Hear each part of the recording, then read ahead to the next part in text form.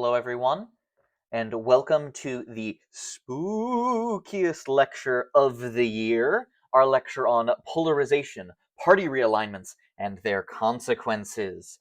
I hope everybody is having a lovely Halloween week, and let's dive right in. So we had two readings today, and I think they're really, really interesting because they're basically two scholars, or two groups of scholars, arguing with each other in the same journal publication. So they're often in the world of academic publishing will be disagreements between scholars, and often, if they are high profile enough or large enough, the journal will reach out to the object of this disagreement, that being the other group of scholars, and allow them to publish a rebuttal in the same journal publication. And that's what happened here. So we have two pieces, Abramowitz and Saunders, who are already responding to Fiorina et al. And their views on polarization. And then you have Fiorina et al., who respond to Abramowitz and Sanders, responding to them. So it's kind of like an Ouroboros eating its tail. And I think these are really interesting papers. So first, Abramowitz and Saunders. Abramowitz and Saunders argue that ideological polarization has grown measurably among the mass public. They say we are getting more ideologically polarized as of 2008. They back this up by saying that evidence from the ANES, that's the American National Election Survey, shows that since the 1970s, voters' policy views have become increasingly consistent and correlated across issues, indicating a rise in ideological structuring, not only among elites, but also among ordinary citizens. Two, Abramowitz and Saunders argue that partisan divisions now mirror ideological entities. Essentially, the correlation between party identification and the liberal-conservative self-placement on a survey nearly doubled between 1972 and 2004.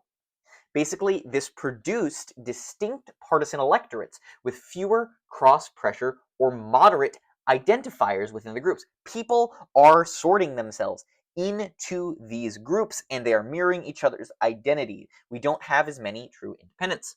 And finally, they argue that polarization energizes rather than demobilizes participation. It's not all bad. If you want people to participate in a democracy, maybe you want them to be polarized because they're going to be angry and they're going to want to get out to vote.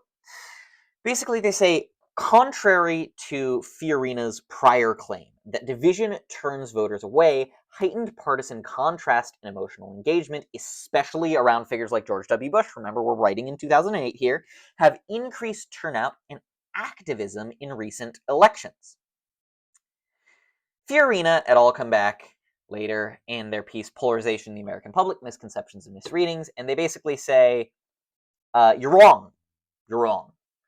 They say that the mass public remains largely moderate, polarization is overstated. They back this up again, saying that after decades of ANES data, GSS, and from data from Gallup, the distribution of ideological preferences among the public remain unimodal and centered. Unimodal, remember, from those figures that I showed you of polarization, where we have those bimodal distributions, basically two big lumps, unimodal would be a single distinct curve, okay? Does that make sense? I don't know why I'm asking. You guys are at home listening to this. I hope it makes sense. If not, Google it. Basically, we see that ideology is relatively centered. Apparent polarization results from elite divergence, not from mass extremity among the public. So, again, it's just the elites. Bolstering that, they make the second claim. Observed partisan distinctiveness reflects elite-driven sorting, not extremism among the public. Basically, Democrats and Republicans have sorted, each party becoming more internally consistent, but the underlying electorate still clusters near the center, with substantial overlap in attitudes across partisan lines. Finally, Fiorina and friends argue that red and blue religious divides are exaggerated by media and measurements. Basically, this is the results of media narratives and of mismeasurement in the literature. I want you guys to critically engage with the arguments that have been made in Abramowitz and Fiorina's pieces here. And I want you to see which side you fall on. And I don't want you to completely dismiss what Fiorina is saying here, simply because we live in 2025, and it's fairly clear that the existence of polarization is a fact. Rather, I want you to think about it in measures of degrees.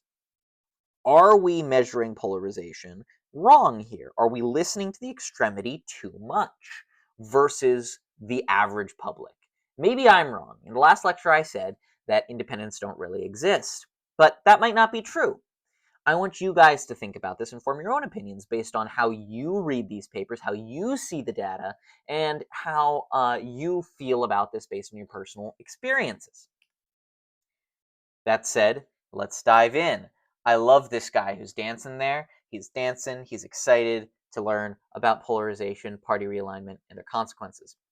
This lecture is going to focus on the structure, function, and behavioral dimensions of American political parties rather than just people identifying within parties. We know that political parties serve as the connective tissue between citizens and the state, and they translate the individual preferences of you and me into organized political action. Today, we're going to explore specifically how party systems have changed over time, how they have developed from the inception of the United States of America to the modern day, and why that matters for an ostensibly polarized environment that we have now. So let's start with historical foundations. The concept of party realignment refers to durable shifts in voter coalitions and issue priorities that create new party systems. This figure here shows differences in party maps from 1952 to 2012, what states are voting for what parties. Note how in 1952 you have most of the country voting for a Republican candidate, and the South is voting for the Democrats. And we see that flip by the time we get to the 2010s here. According to a very key study here, a theory of critical elections by V.O. Key, realignments occur when social, economic, or moral crises cause existing party coalitions to fracture, producing new electoral majorities. The United States has experienced several party realignments, and we'll go over them in more detail in, I think, 2 or 3 slides here. You have the rise of Jacksonian Democrats in the 1820s. You have the ascendancy of the Republican Party after 1860 with Abraham Lincoln. And you have the New Deal coalition in 1932. Each realignment redefined which groups are represented and by which party, and recalibrated the policy agenda around emerging cleavages, such as slavery in the case of the Republican ascendancy in 1860, or industrialization, or social welfare, that's related to FDR and the New Deal coalition. Realignments aren't merely electoral, though. They reflect enduring social reorganization and institutional adaptation. So there are various models here. This is a picture that shows the electoral map in the 1932 election. You can see FDR did pretty well in the Electoral College, particularly. Scholars in the literature distinguish between critical realignments, where abrupt shifts occur during a single election, and secular realignments, which unfold gradually across decades. The 1932 election of FDR exemplifies the critical model, so the former model. The Great Depression predicted a rapid coalition realignment uniting working class voters, urban immigrants, and even Southern whites under the Democratic Party. By contrast, the partisan restructuring of the South from the 1960s to the 1990s represents a secular realignment, an incremental shift driven by racial politics in that case, and ideological change, which is what we usually see for secular realignments, and that takes a while. Research also differentiates between conversion, that's individuals changing their party, say you identify as a Republican for this election cycle, but for the next election cycle you register as a Democrat. So the research differentiates between conversion and mobilization. That's new voters entering the electorate. Maybe you're just turned 18 and you're registering for a party for the first time. Both of these mechanisms can reshape partisan balance, and more recent theories, such as Carmine and Stimson's issue evolution framework, that's not super important for you guys to know, argue that new moral and cultural issues can slowly transform party realignment as elite cues mass publics over time. Note how identity politics have become more important in recent election cycles and how they become more relevant. So we have 6 American party systems that I identify here. Each of them is defined by distinctive coalitions and dominant cleavages. The first system, that's the Federalists versus the Democratic Republicans. I know that's a funny party name, but the Democratic Republicans are like Thomas Jefferson. The Federalists are like John Adams. This initial party system centered constitutional interpretations on federal authority. We're arguing what America should be in these early eras. The second introduced mass participation under Andrew Jackson's Democrats. Andrew Jackson comes in as basically America's first true populist. He is a Democrat, a member of the Democratic Party under Andrew Jackson. He represents a lot of poor people. If you want more information about this, that is fun to watch the Big Wheel of Cheese episodes of The West Wing. The third party system, coming out of the Civil War, pitted Republicans, who were aligned with industrial capitalism and unionism, protecting the Union, against Democrats, who represented agrarian and Southern interests. This one is fairly self-explanatory. So the Republican Party comes about as this new thing run by abolitionists, or at least free soilers, and becomes a dominant party after that. The fourth system, coming out of the end of the Gilded Age into the 1920s, emphasized industrial growth and class conflict, followed by the fifth, the New Deal order, which is a massive shift, which united diverse groups under economic populism under the Democratic Party. The sixth system, emerging in the late 20th century, particularly after Ronald Reagan, featured regional polarization and cultural realignment, culminating in what we see today, which could be argued to be a seventh political system in which you have MAGA Republicans versus whatever the heck the Democrats are now. Each transition reflects how social transformation generates new partisan identities and institutional configurations. The New Deal realignment represents the last universally acknowledged critical shift in American party history. In response to the Great Depression, Franklin Roosevelt's coalition fused working-class laborers, urban immigrants, Catholics, Jewish people, and Southern whites around a program of federal economic intervention. This is Keynesian economics. For decades, this coalition anchored Democratic dominance in national politics, not until the 1990s with Newt Gingrich and the Contract for America do Republicans run Congress. This is how lasting this New Deal coalition is. Yet, the same economic populism that united these groups masked deep divisions over race and religion. That's how you get blue dog Southern Democrats who are segregationists. As the Democratic Party begins to embrace civil rights in the 1960s, Southern whites and many rural voters defected to the GOP, initiating a long-term partisan transformation leading to the Reagan Revolution. This realignment illustrated how economic and social cleavages interact. Policies that address one axis of inequality may destabilize alignments on another, setting the stage for future polarization. Let's talk about that Southern realignment. The transformation of the South from a Democratic stronghold to Republican bastion exemplifies what I talked about with the secular realignment model. Following the Civil Rights Act of 1964, remember that week of our class, conservative Southern whites began migrating to the Republican Party, while African Americans solidified as core Democratic voters. This shift was accelerated by cultural conservatism, evangelical mobilization, and strategic appeals such as Nixon's Southern strategy. By the 1990s, this process of conversion in the South was complete. Republican dominance extended from presidential to congressional and state-level offices. This is why we see these red strongholds like South Carolina. This transformation redefined national parties. Democrats became increasingly urban, diverse, and liberal, while Republicans consolidated among rural, white, and religious constituencies.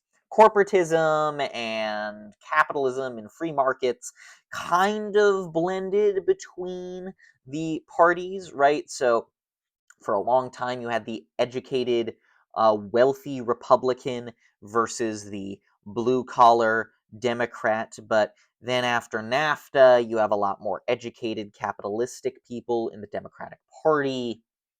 That is, again, another secular transition. The regionalization of partisanship laid the groundwork for the polarization that now characterizes American politics. By regionalization, I don't mean like we see in the Civil War era, where you have the South versus the North. You have more cities versus farmland. So the rise of polarization. Since the 1970s, scholars in political science have documented a steady ideological polarization between Democratic and Republican parties. Congressional roll call data show increasing separation along a single liberal conservative dimension. So, partisan actors in Congress are becoming more polarized. Remember when I talked about DW nominate scores during the congressional unit, and we saw that figure with all the dots starting to drift apart. Initially, polarization emerged among elites, that's politicians, activists, and donors, before diffusing to the electorate. So maybe Fiorina's wrong. Maybe the electorate is becoming more polarized. Trickle-down theories worked, it's just not for money, it's for politics and partisanship.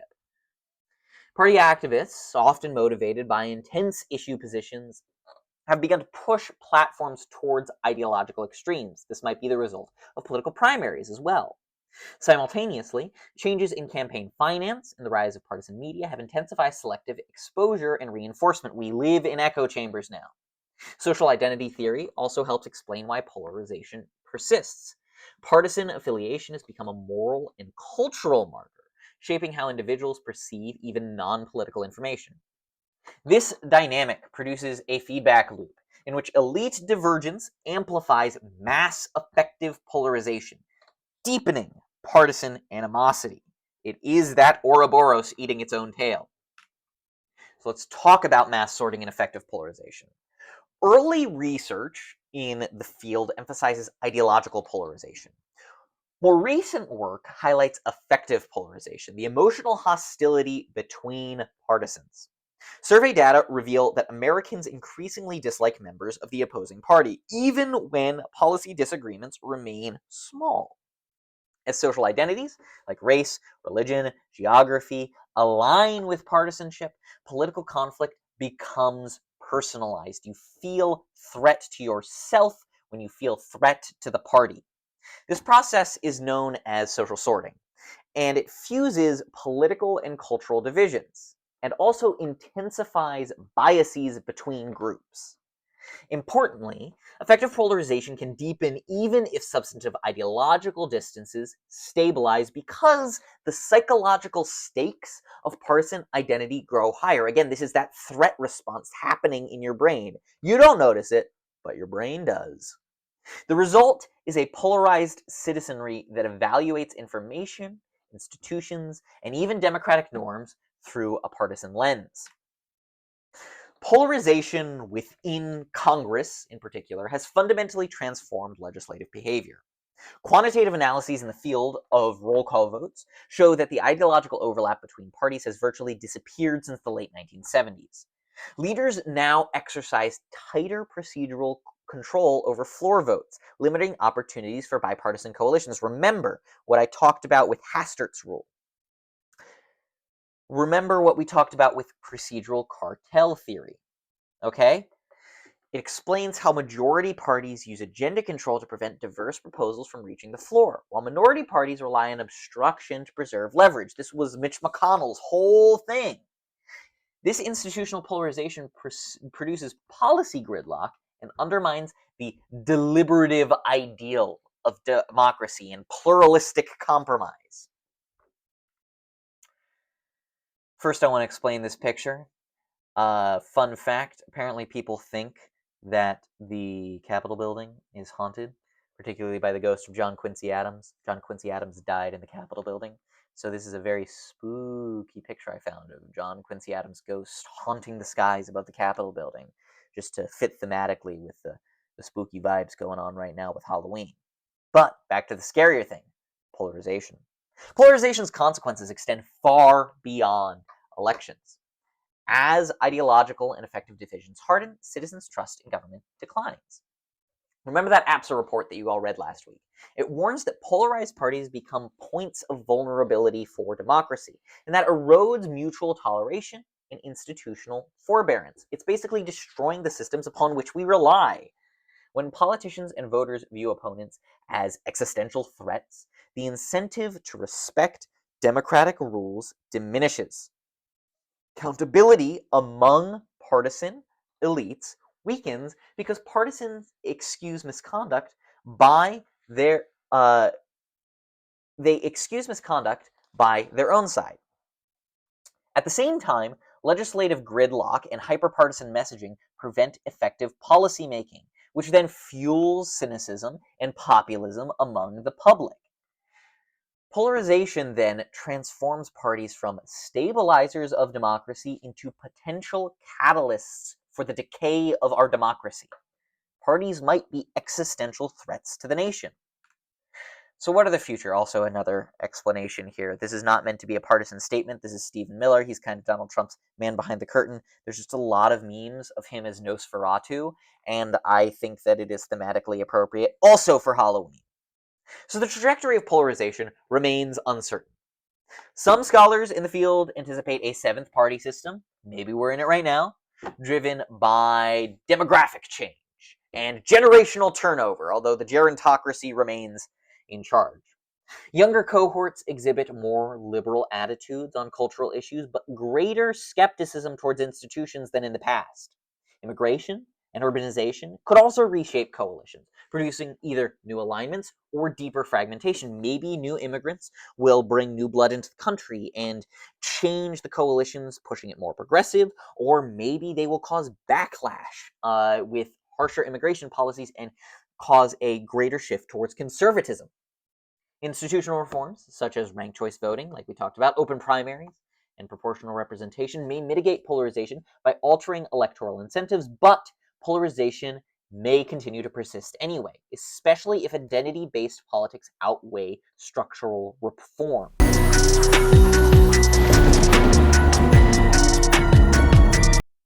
The durability of America's two-party framework ensures competition is going to continue, but whether that competition is a good thing is still really up for debate in the literature. We don't know. We just don't know empirically. So, some big takeaways. American political development is marked by cycles of realignment and polarization. Each realignment configures coalitions and agendas. Each wave of polarization tests the resilience of democratic institutions. Today's divisions that we experience at the Thanksgiving table or with friends reflect long-term structural and cultural forces that have intensified partisan identity beyond ideology. This is the result of deliberate elite strategies, activist mobilization, and identity-based sorting. The consequences for this include declining trust from the public in institutions, legislative dysfunction, we're not governing well anymore, and threats to democratic norms. However, understanding this dynamic also shows possible remedies. Institutional reforms that reduce zero-sum incentives and cultural efforts that restore mutual toleration of other parties might help. Altogether, polarization is neither inevitable nor irreversible, but confronting it requires recognizing that parties can also become engines of democratic strain. And so the discussion question from last class, maybe they're not great. Maybe their inevitability also does not define them as a good thing, just because they exist. And finally, this picture here is a frame famously from the film The Exorcist. I put this in here, one, because you should all watch The Exorcist during Halloween, but two, famously, it takes place in Washington, D.C. Full circle, folks. Have a lovely Halloween, and I hope to see you again on Tuesday.